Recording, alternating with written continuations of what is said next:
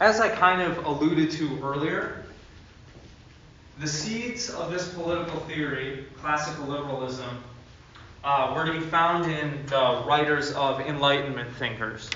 So the Enlightenment was this time in Western history in which the philosophers and the scientists and the people of knowledge of the day were trying to throw off the shackles of their past, throw off dogmatism. There is this kind of tendency for religious authorities to kind of make the rules and set how things were going to go. And the Enlightenment thinkers were like, no, we're going to privilege reason and rationality. We're going to privilege the liberty of individuals. And those are kinds of the lines along they were thinking. So liberalism kind of sprung out of this desire of Enlightenment thinkers to try to get away from these norms that they were enmeshed in. Norms surrounding nobility and the status and power that came with that. The idea that there was supposed to be a state religion that everybody was supposed to adhere to. Royal monopolies and economics. And the idea of monarchy. They were trying to get away from all of these things.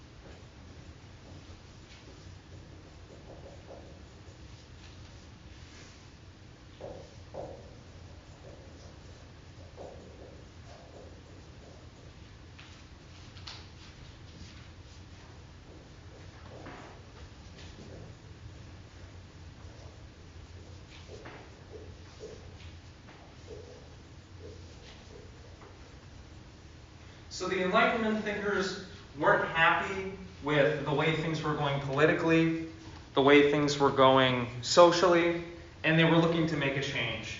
And you can see all of these themes kind of showing up in their writing, particularly their political writings. And the Enlightenment thinkers, again, were very focused on privileging reason and rationality over faith and dogmatism. Does anybody know the kinds of policies that liberalism supports? Think about the kind of society that we have in the United States. What are some of our social, political, and cultural values?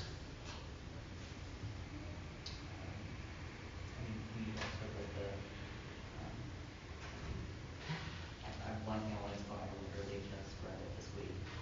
The other reading for this week, like all of that, like liberty and like self-governing. Yes. That's right. Yeah. Yeah. Yeah, good. Anybody else?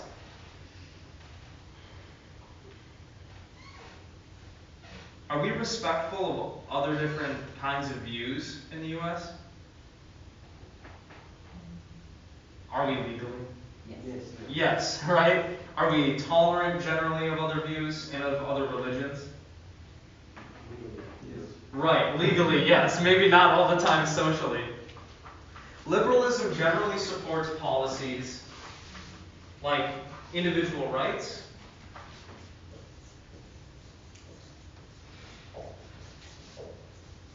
democracy,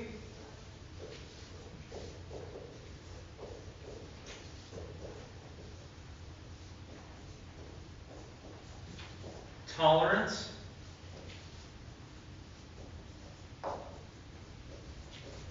pluralism, and freedom of speech, religion, and of the press.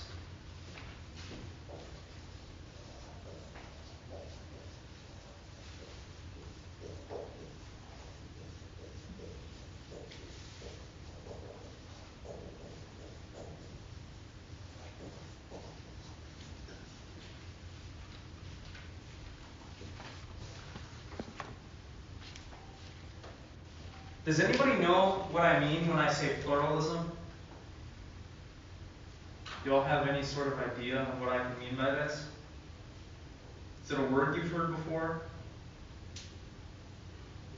Like supporting different aspects, like you said, so like different things, like different religions, different races, different backgrounds, it's all different sort of. Right. Yeah, a liberal society in general is going to allow its inhabitants to kind of believe what they want, value what they want, as long as they're not violating the rights of others.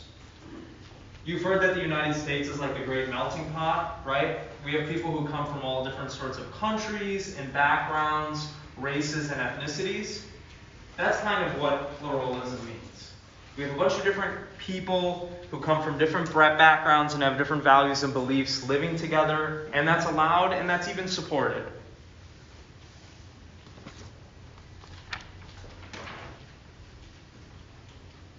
The kind of political philosophy that we have in the United States has its roots in this liberalistic way of viewing things.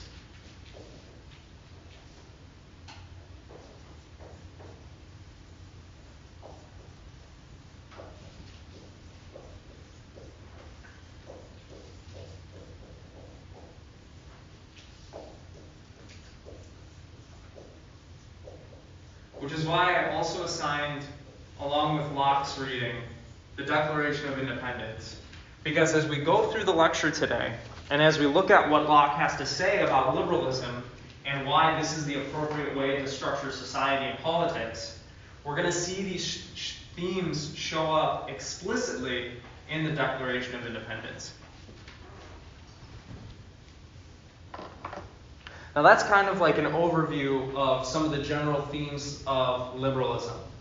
Does anybody have any questions so far?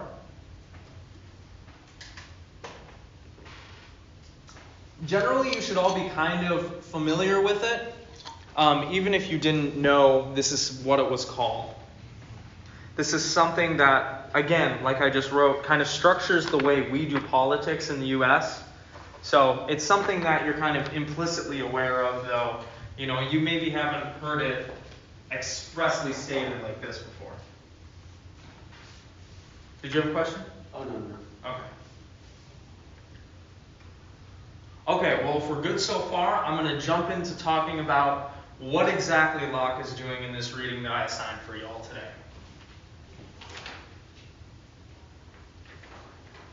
So I assigned for you an excerpt from Locke's second treatise of government. He wrote 2 treatises of government. The first one is basically a long historical analysis of the origins of politics. And it really is kind of a deeper analysis of politics in the context of the Bible.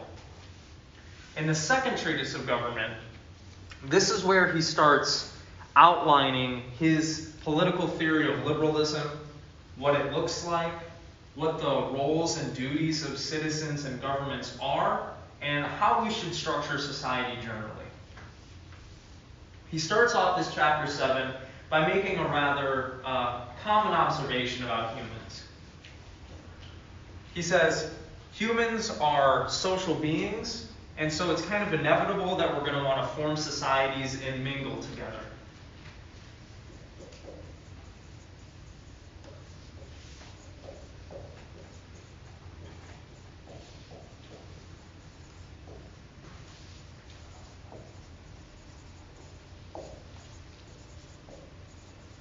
In this chapter, he has a few sections explaining how politics kind of arises out of the family household structure. But his general point is that society springs from the basic relationships of male to female and their offspring.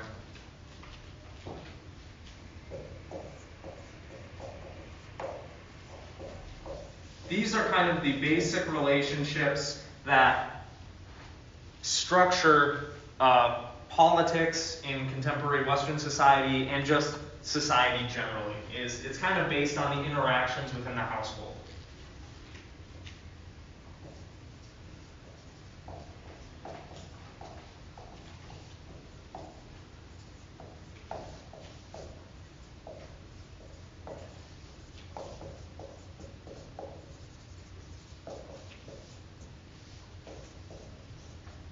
he actually uses the words men and women in a few of these sections.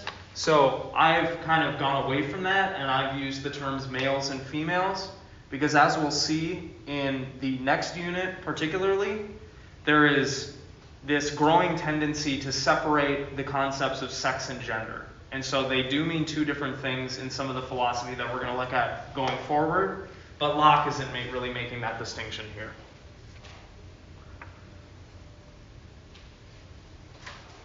Now, if you're going to understand where Locke's ideas are coming from and how he's organizing all of this, you need to understand kind of the historical context. One concept that was really prevalent during this time, and a concept that a lot of Enlightenment thinkers use to kind of mold their philosophy, is this idea of natural law theory. Has anybody heard of this before?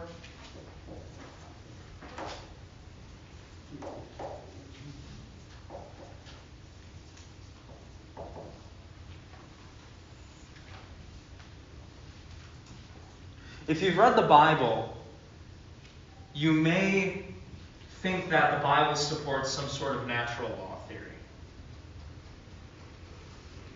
Natural law theory is generally this idea that God or nature shaped the universe and human nature in a particular way, that the way those things interact and work operate according to certain laws. So things don't happen randomly, but even the behavior of humans and the behavior of societies and morals, they follow a certain law that ought to be respected.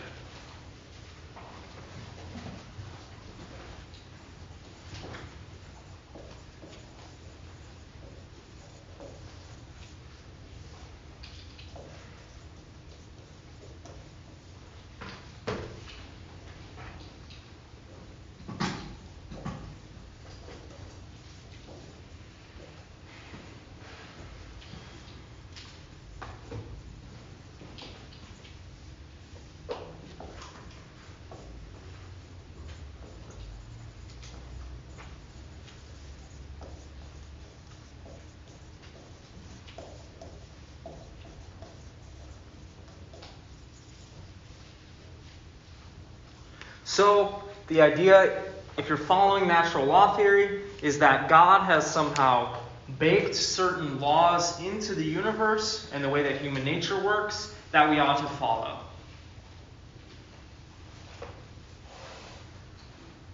One particularly important concept that grounds this theory of liberalism and that is downstream from natural law theory is this idea called natural rights.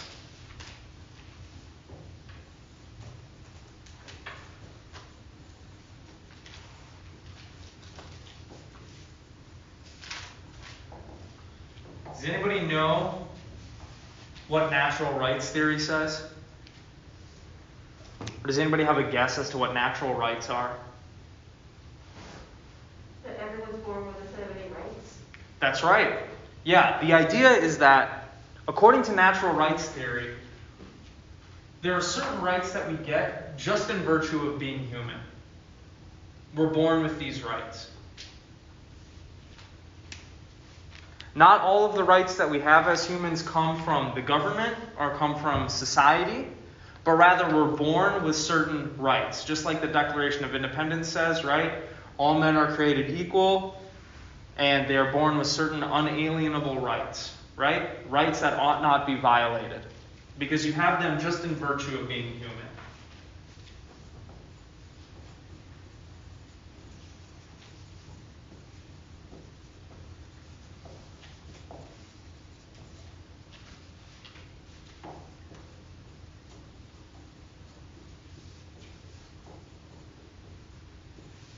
And these rights ought to be respected no matter where you are, no matter who you're dealing with, no matter if there's a government or not.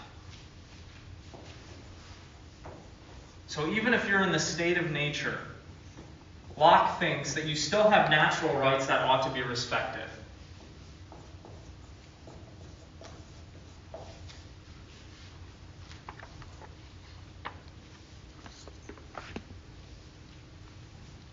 This differs from what Hobbes thinks about how rights work.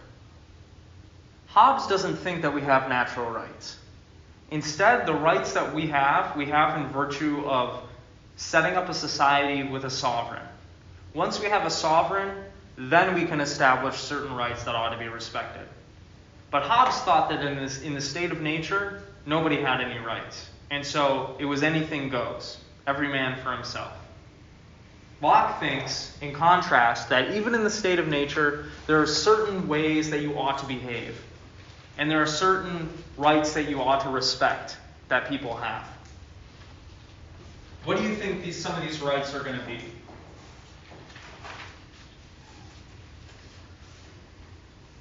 Food, shelter, free speech, stuff like that. Say that again? Food, shelter, free speech, stuff like that. Free speech for sure. Yeah, he's going to say, what Locke is going to say is, some of these natural rights include, everyone has a right to preserve their own life. Everyone has a right to their own liberties, their own freedoms. And everybody has a right to maintain their own property. And people can't just take it away from them willy-nilly.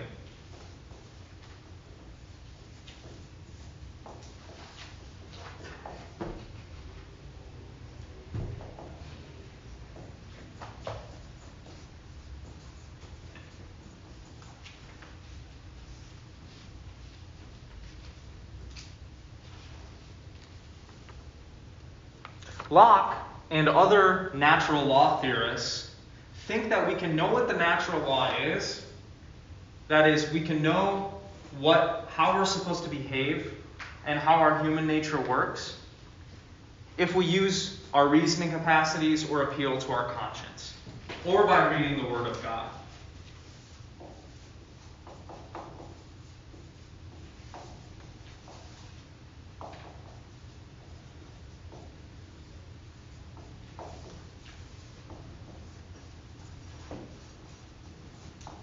We don't need to whip up some really convoluted argument for what the natural law is. Hypothetically, anybody can figure it out just by reflecting on the way humans are and by using reason, or by appealing to their conscience and trying to work out what's moral and what's not. We're not really going to get into this too much today, but Locke thinks that morality also can be figured out if you just look at the natural law.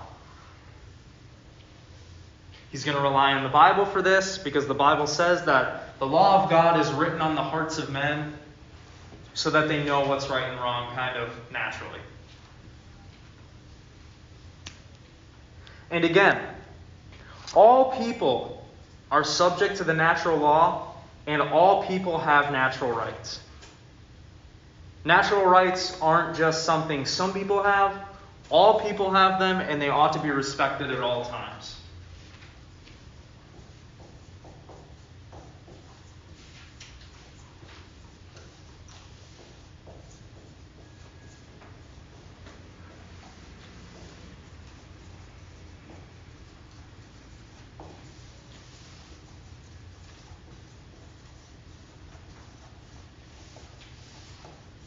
Sorry, it's getting a little small down there. But basically what I've written is all people are subject to the natural law and should respect it.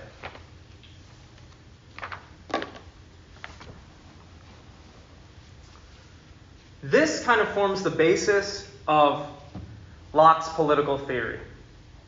Everything that he's going to say about the way societies ought to work, what the role of governments are, is going to be downstream of this stuff. It's going to be relying on these basic premises of natural law and of the idea that we have natural rights.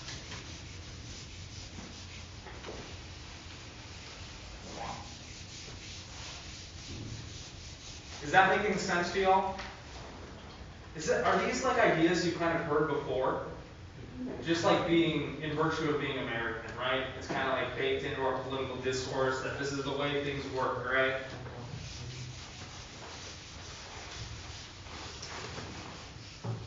But at the time, this was a rather revolutionary idea. Again, Hobbes was writing before Locke, and Hobbes said, no, the only reason we have rights is because we have a government. Like in the state of nature, we don't have rights. But Locke was like, no, actually, everybody has natural rights that ought to be respected. Into this chapter, he also goes into how political society is formed. And this is something that Hobbes and Rousseau talked about, right, with their social contract theory. Locke is also going to be a social contract theorist.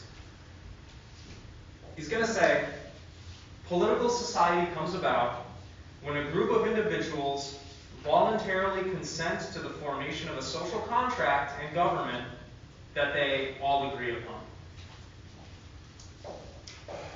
Or at least that the majority of them agree upon.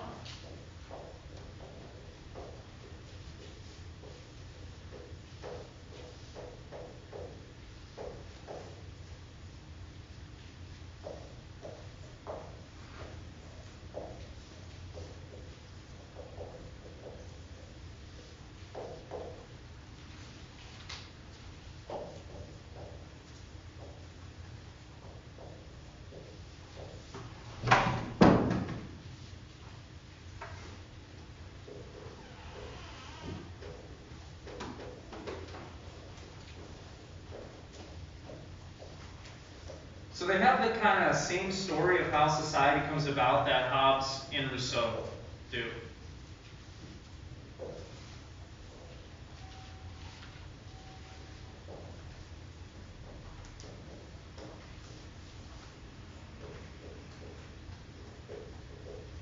Of course, what society ought to look like is going to differ between Hobbes, Rousseau, and Locke. Because Locke is going to take such a liberal view of things, he's really going to emphasize the individual rights and liberties of citizens. And he's going to go so far as to say that the role of government is to protect the rights of the people, and that the whole purpose of the government is to work for the good of the people. The people don't work for the government. Part of what this social contract means is that individuals basically give the government the authority to punish those who breach the social contract.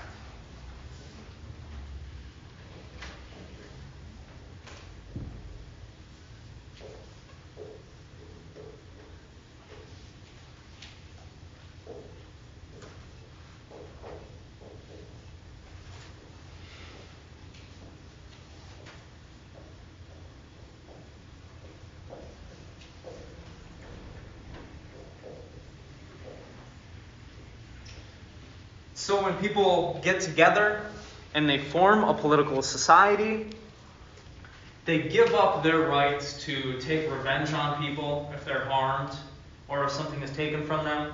They give that authority and legitimacy to the government to do.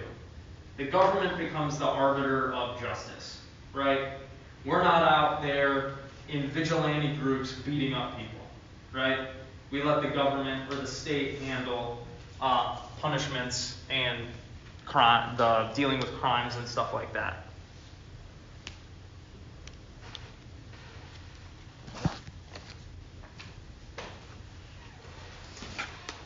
One of the main points of liberalism is what Locke has to say about the role of the government.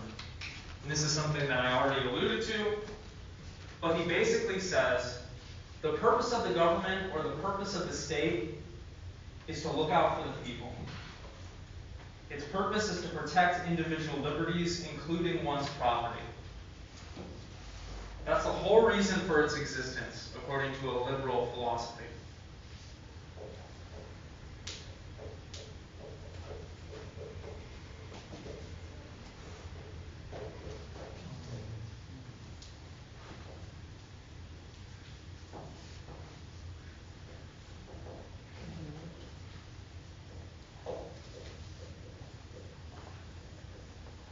According to Locke,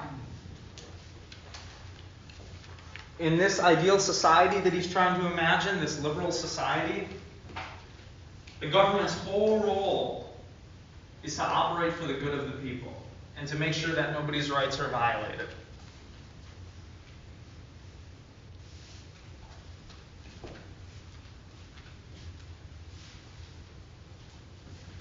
If you have the reading in front of you, in section 88, this is what Locke has to say about that. And this is going to be on page, 28, kind of in the middle. And thus the Commonwealth comes by a power to set down what punishment shall belong to the several transgressions who they think worthy of it, committed amongst the members of that society, which is the power of making laws, as well as it has the power to punish any injury done unto any of its members by anyone that is not of it. And all this for the preservation of the property of all members of that society as far as is possible. And then he goes on to say that every person who comes into society and consents to be governed in this way gives up their right to retaliation, and they give that right to the government if they suffer an offense under the law.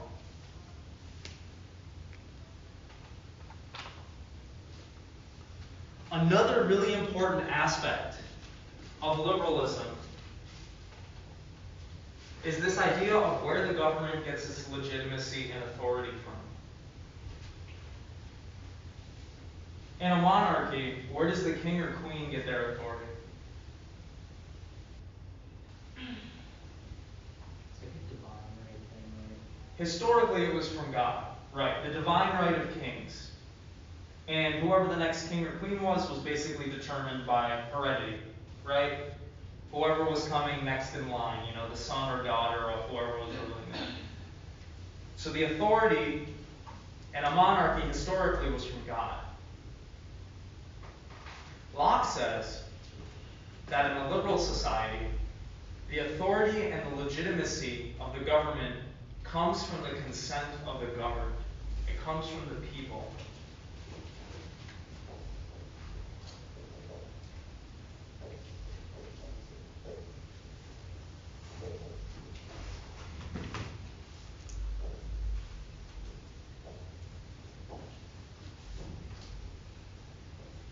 The only reason the government has the authority and legitimacy it has is because the people in the society consent to be governed that way. So if tomorrow we all decided that the government no longer had the authority or the legitimacy to rule, in Locke's world, it wouldn't. That government would be bumped. It would no longer have the right or the authority to make laws or to enforce those things, because we're no longer consenting to be governed by that body or by that sovereign. So, because the government ultimately works for us and is supposed to be looking out for us, it derives its authority from us, from the people that are governed. He also implies in this chapter something that we've kind of gotten used to in the United States, but people in other countries don't always get to do this. Locke implies in this chapter that individuals in society may disobey the government or tear it down and set up their own if it goes against the will of God or if the government strays from their mission of protecting our liberties and our property.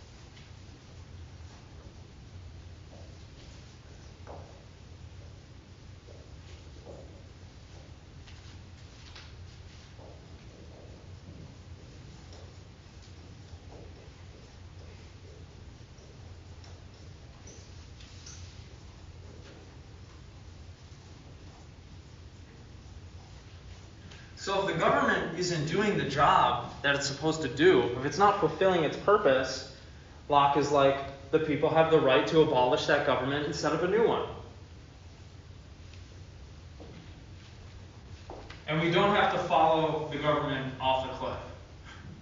If they're doing something that's stupid or that doesn't protect us, we don't have to follow them. We don't have to do what they say in those instances.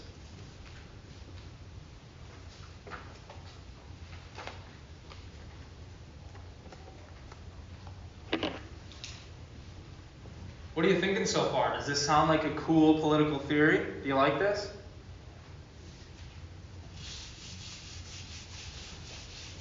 Does anybody have any questions about what Locke is saying here? I have a little question. Could you define doubt? Could I define what? The DOE. Oh, sorry. That's supposed to be an abbreviation for government. Oh, okay. So yeah, so I should have made that clear. Sorry about that. I just didn't want to have to write it out 10 billion times, you know?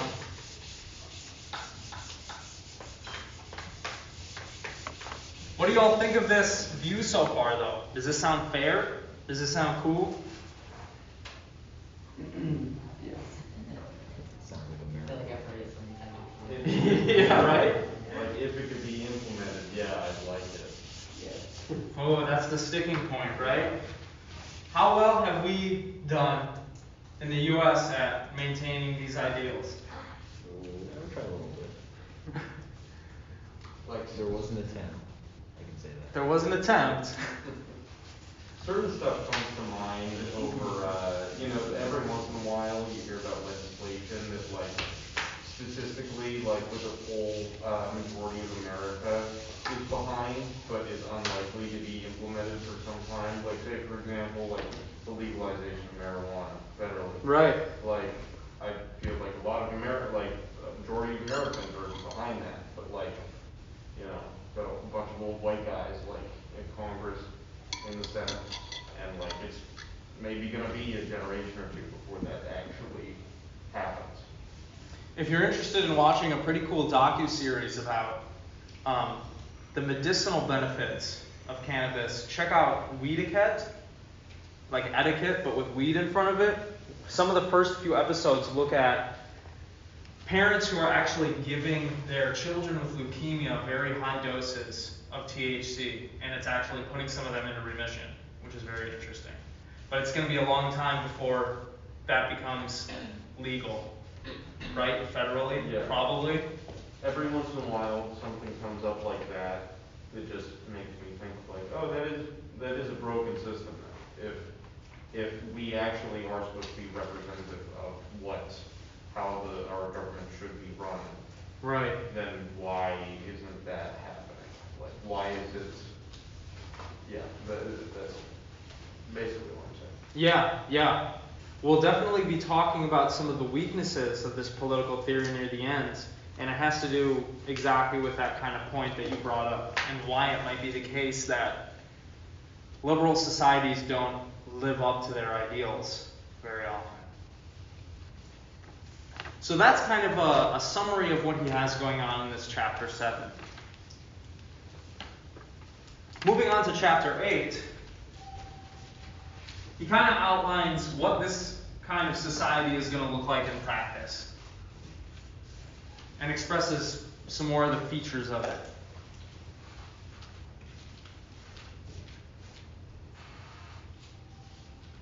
One of the other important features of liberalism is this idea that Locke forwarded that the direction of political society is determined by majority rule.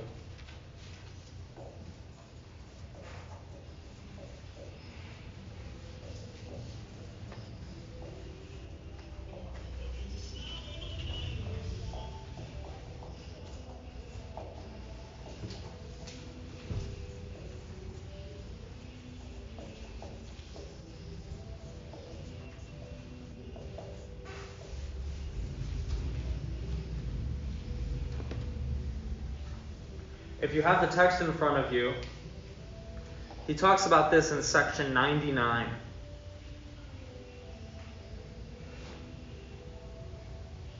This is going to be on page 32. He says, "Whosoever therefore out of a state of nature unite into a community must be understood to give up all the power necessary to the ends for which they unite into society to the majority of the community, unless they expressly agreed in any number greater than the majority. And this is done by barely agreeing to unite into one political society, which is all the compact is, or needs be, between the individuals that enter into or make up a commonwealth. And thus that, which begins and actually constitute any political society, is nothing but the consent of any number of freemen capable of a majority to unite and incorporate into such a society. And this is that, and that only, which did or could give beginning to any lawful government in the world." So the very origins, he's saying, of political legitimacy come from this idea that majority rules. You know, the direction of society doesn't follow a small minority of people's wishes. It follows what the majority of people in society want. Because that seems to be the fairest way to do it. He also provides in this chapter kind of a brief historical analysis of maybe what some of these early governments and societies look like. He notes that democracies, at least in the West, haven't really been around all that long, right? At least in Europe, it's mostly ruled by kings and queens, or chiefs, or emperors. The first governments, he says, were probably monarchical, because humans in childhood have been conditioned to consent to the rule of their father, the head of the household.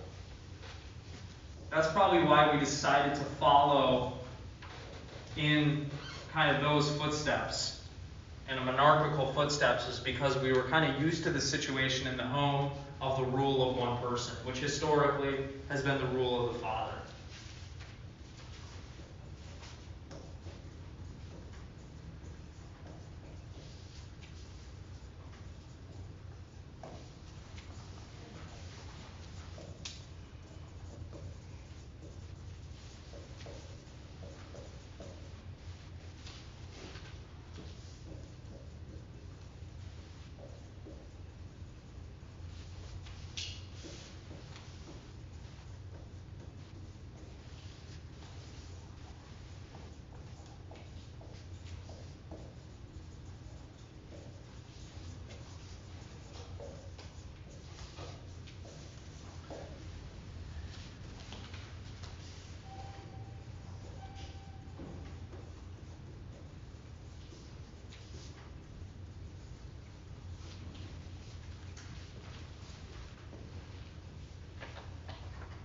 We've seen already that the relationships that we have in society are deeply formed and based on the relationships between males and females and their offspring. In the same way, kind of the way that we organized ourselves way back when also took inspiration from the way our family life worked. And because generally the family life was something like a monarchy, or in bad cases, a tyranny, a lot of our early governments also followed this pattern of having one person being the ruler or the sovereign.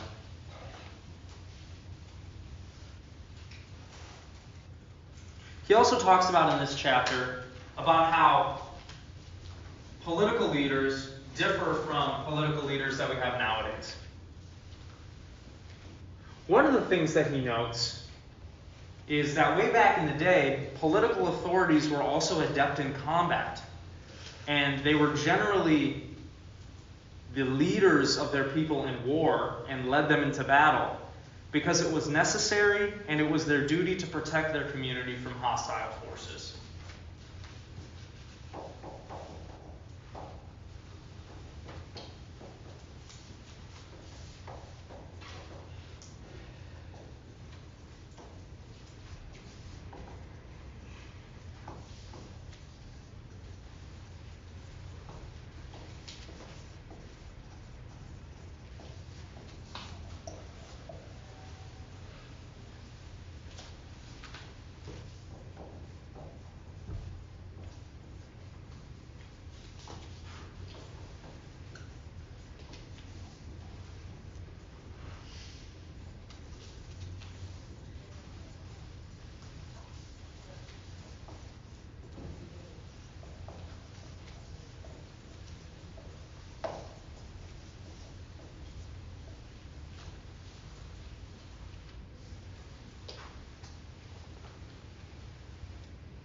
this really isn't how it is nowadays, right?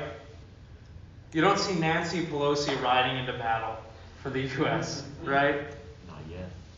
Not yet, yeah. Well, maybe a revolution's coming, I don't know.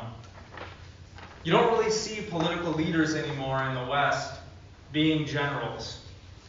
Not only because of specialization, but also because there seems to be less warring nowadays.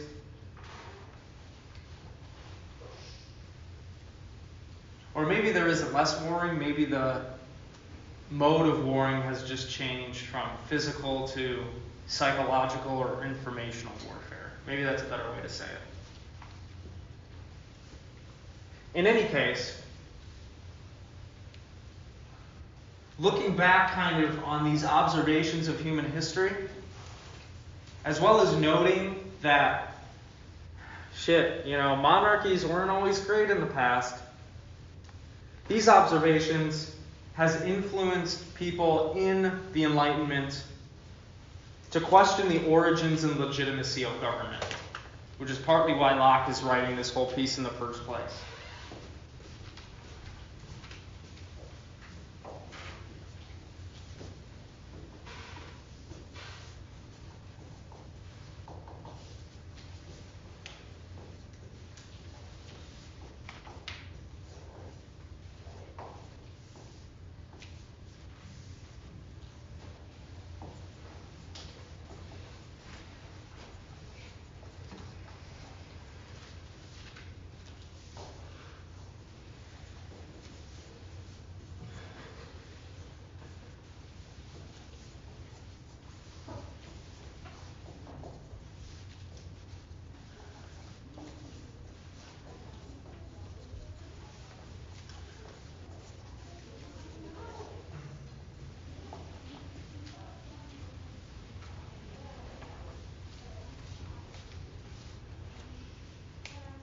So one of the main reasons why he's outlining this stuff at all, and he's trying to develop his own political theory, is that it has failed, and in some instances quite spectacularly in the past.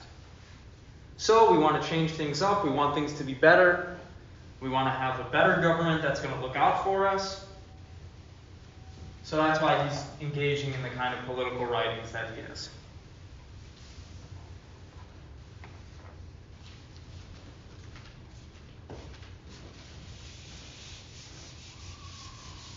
He brings up one more idea in this chapter, and that's the idea of what it means to consent to be governed. What it means to consent to live in society and be bound by its laws.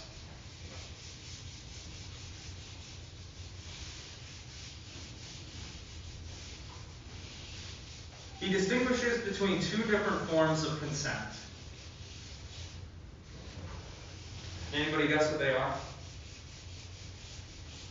Probably heard at least one of them before.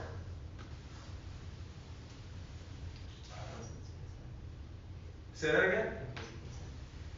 Yeah, it's the right idea, it's just they use a different word for it. Locke is going to distinguish between express consent and tacit consent. He says there's a difference between living in society and being a member of it.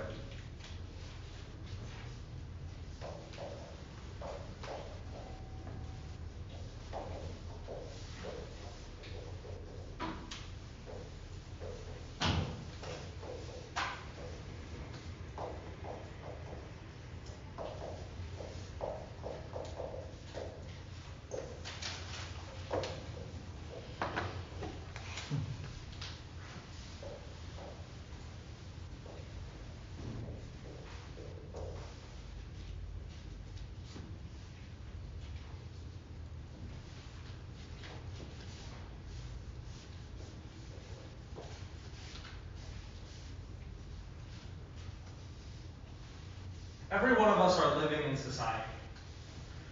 But not all of us are members of society in the way Locke thinks of it.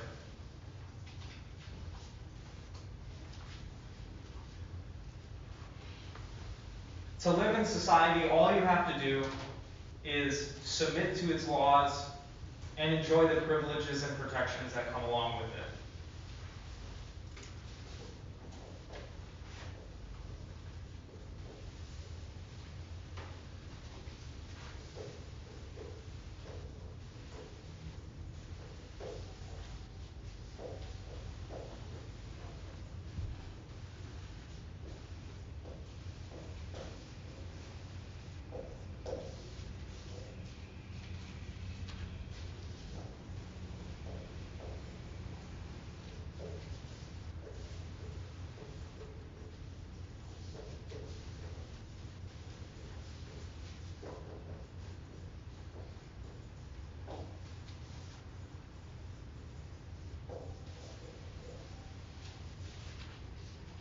So we're all living in society.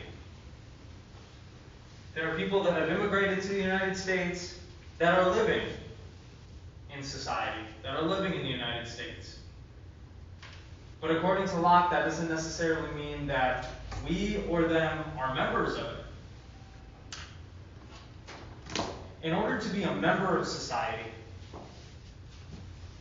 he says that you need to, it comes about by positive engagement with the society, so actually trying to make things better, engaging in politics, and what he calls express promise and compact with the governing authority.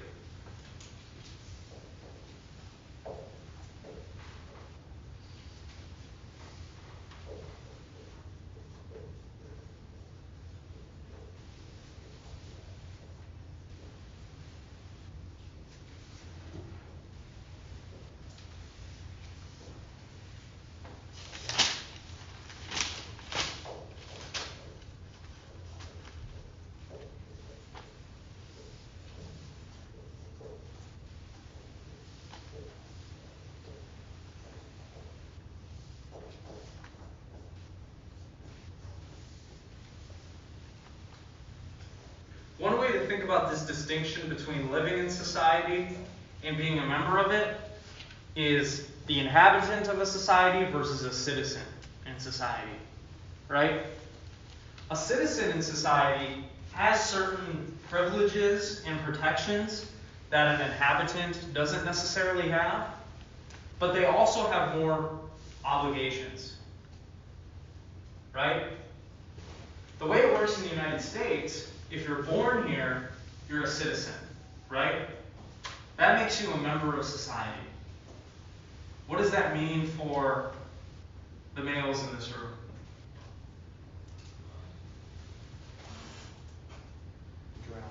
The draft, that's right. Because we're members of society, we're also called to give up our lives to make sure that it can keep flourishing and that people have the rights that they have. I don't have my draft card on me, but I was carrying it around in my wallet for a long time.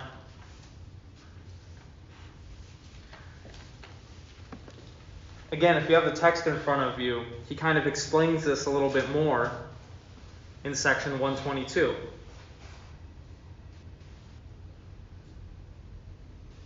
This is going to be on page 39. But submitting to the laws of any country, living quietly and enjoying privileges and protection under them, makes not a man a member of that society. This is only a local protection and homage due to and from all those who, not being in a state of war, come within the territories belonging to any government, and to all parts whereof the force of its laws extends. But this no more makes a man a member of that society, a perpetual subject of the commonwealth, than it would make a man a subject to another, in whose family he found it convenient to abide for some time. Though whilst he continued in it, he were obliged to comply with the laws and submit to the government he found there. And thus we see that foreigners, by living all their lives under another government and enjoying the privileges and protection of it, though they are bound to submit to its administration, as far forth as any denizen, yet they do not thereby come to be subjects or members of that commonwealth. Nothing can make any man so, but his actually entering into it by positive engagement and express promise and compact. This is that which I think concerning the beginning of political societies, and that consent which makes anyone a member of any commonwealth. So in order to be a member of society, and in order to actually form a political society with a social contract and set up a government, you need to do this. Express promise and compact with the governing authority by giving your consent to be governed and by engaging positively in the emergence of that political society and engaging in the upkeep of it. Make sure it doesn't fall apart. Now there's one other part of this that I want to get to before I let y'all go on break. I've been kind of saying this whole time that in a liberal society, the role of the government is to protect the liberties of people and their property.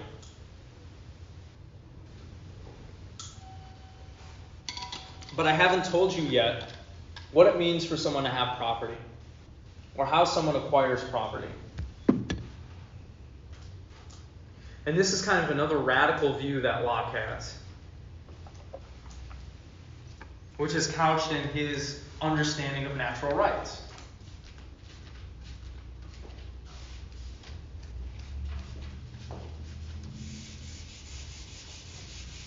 Locke is basically going to say that everybody kind of has a natural right to acquire property. Everybody. But you have to do it in a certain way. You can't just put up some stakes around a piece of land and say, this is mine. That doesn't make it your property, according to Locke. You got to do more than that.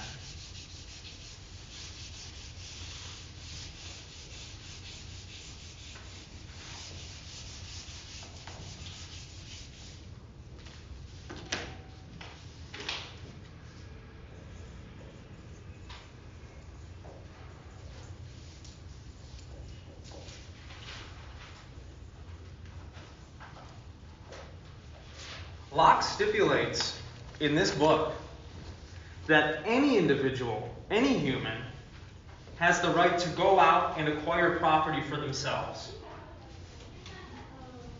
as long as three basic conditions are met.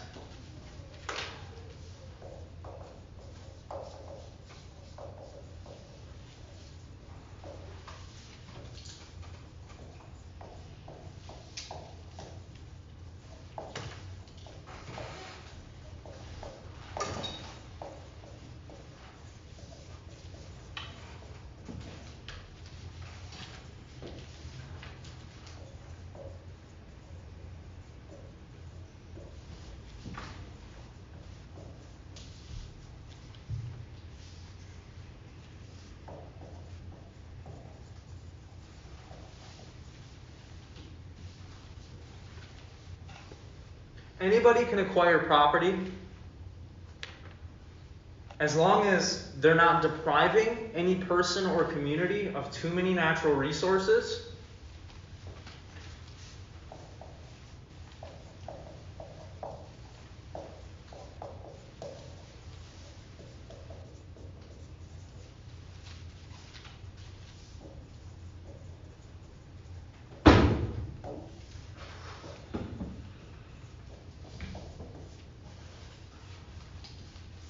And as long as they're not violating anybody else's natural rights.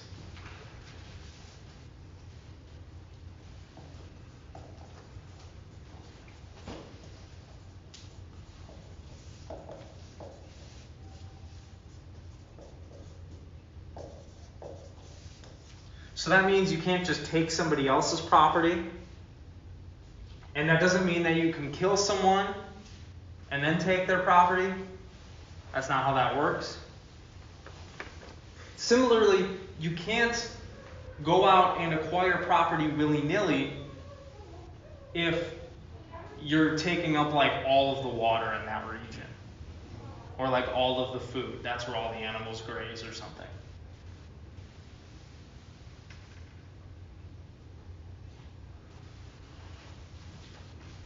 To acquire a piece of property, Locke says that you have to, quote, mix your labor with it.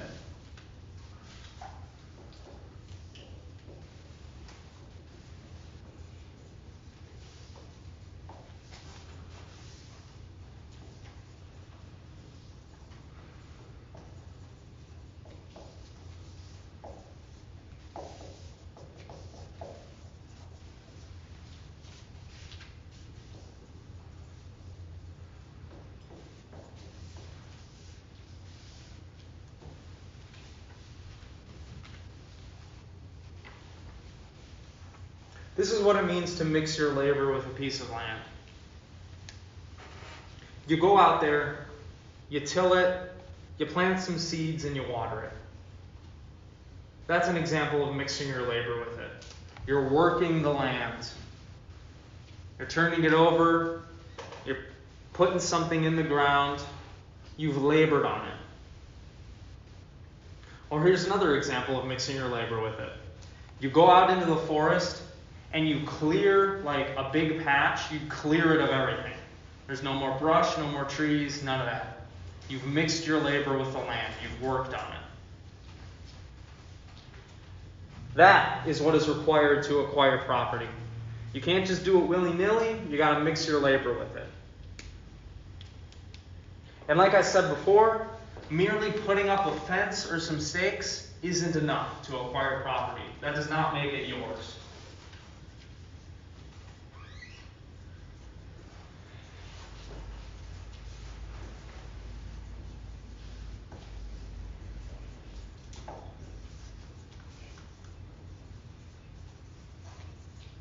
So on Locke's view, the Native Americans that farmed and labored parts of the land, that is technically their property.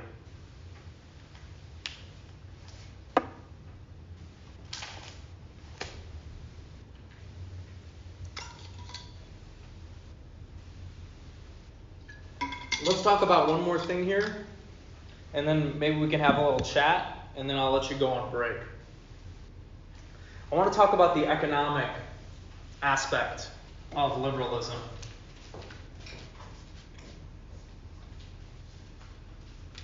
I kind of alluded to this before at the beginning of the lecture.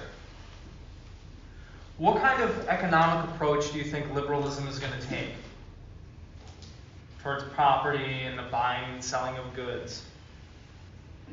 Free market. Right. Yeah.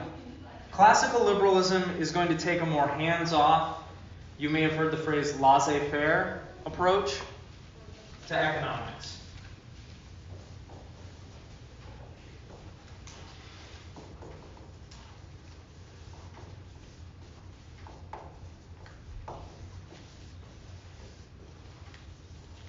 It doesn't think that the government should be regulating the market and getting its hands in it too much.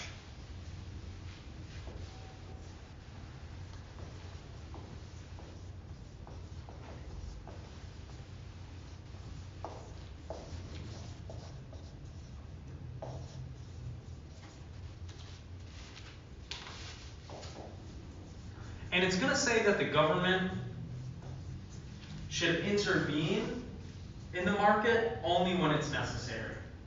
Only, for example, to prevent a giant monopoly forming that like takes control of the state or something. Which is kind of, it's akin to what's kind of happening now with us.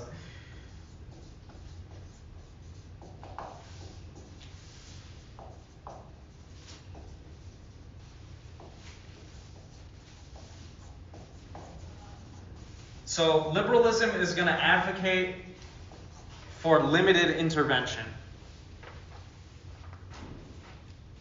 Unlike socialism, which is going to say that the state, in the hands of the people, make all of the market decisions and all the pricing decisions.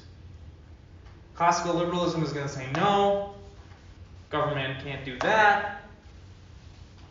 It's got to take a more hands-off approach and let the inhabitants kind of work it out amongst themselves.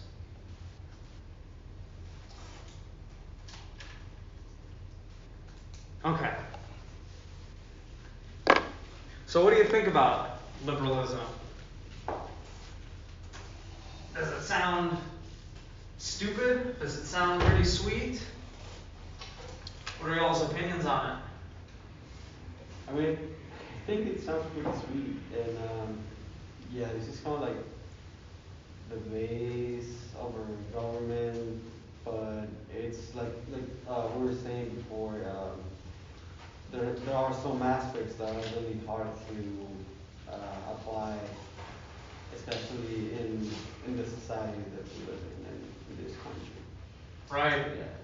Right, and I think, one of the things that we said before also is that it doesn't seem like our government is really living up to these ideals, right? Mm-hmm. Yeah, we have that benefit when looking at this, and we can see the specific ways in which it doesn't live up to what it is professing, although it is quite familiar, and so that is also the difficulty in grappling with it. These are some things that are so instilled in us, Right. especially like economically. I feel like we have all been brought up in this idea that you want to leave that to the judgment of the people, whereas I could see an equally good argument for why that is bad, or why that would then cause people to incentivize money instead over their own well-being or others' well-being. But yeah, that's tough to separate from how we actually see the world, because that is what we were told as soon as, as soon as we were born, and then, kind of continually, and so, yeah, I think that's all I have to say about that specifically. Right. Does anybody else have any comments? Does this sound like a sweet theory? I think it was revolutionary for its time in opposed to. Well, that's definitely true, yeah. Like it was, Locke partially was there for or inspired some of the French Revolution kind of stuff, right? Rousseau definitely inspired the French Revolution and the Reign of Terror that preceded it, yeah. So it was something new then, I feel. Sweet then, comparatively. Right. Yeah, I mean, what we have now, people on the left generally like to call Neo-Liberalism. It's not the same as the classical liberalism that we've been laying out here, right? It's a form of liberalism that seems to be some sort of merger of state and corporate power. Which, is something that we're probably going to be talking about a lot in the next unit, given that a lot of the pieces of philosophy we're going to look at have really nasty things to say about liberalism. And pretty savage critiques of it. Yeah, I think the only ways in which it actively fails, at least with my view, is in its idealism, is in the things that we aren't actually able to practically implement. Which, if you're going to fail with anything, that's what you would want to fail with, is being too optimistic and creating a system that is too good that we actually cannot keep ourselves to it. Yeah, so as far as anything against Locke's ideologies, like on a personal level, I have no issues. If this was doable, absolutely do it. Like, and if it was doable and if it was good, it's a big thumbs up, and I feel like that's like across the board with everybody. But then you get into the nasty stuff of like, well, can we actually like, is that going to happen though? Can we do it? Can we actually put it into practice without mucking it up, or violating its rules or its ideals and things? Yeah. As I think we'll see, though, with a lot of political theories in this unit, on paper, it looks amazing. Almost all of them are going to look amazing on paper. The problem seems to be putting them into practice. That seems to be where we get hung up. Do y'all have any questions about any of this stuff? Or is it kind of, does it make sense? It's kind of stuff you've heard before, right? But yeah, as you noted, this was definitely revolutionary for its time. Because the Enlightenment thinkers were writing in the context of these monarchies, in which the crown had monopolies in the economic sphere. And their legitimacy came from a source that you couldn't criticize, right? Can't criticize God, right? So this is definitely revolutionary and pretty cool for its time.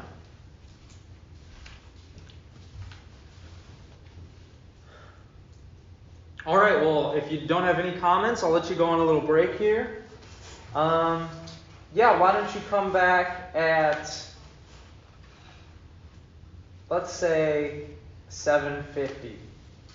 I'll give you 14 minutes.